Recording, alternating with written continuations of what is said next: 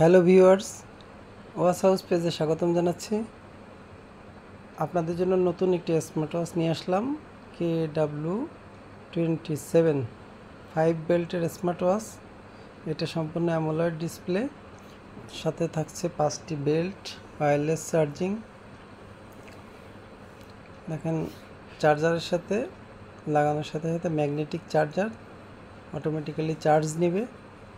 এই ওয়াচটিতে অনেক ফিচার রয়েছে।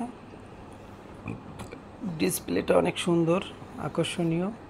এখানে বিভিন্ন ওয়াচ ফেস চেঞ্জ করা যাবে, কাস্টমাইজ করতে পারবেন আপনার প্রয়োজন মতো।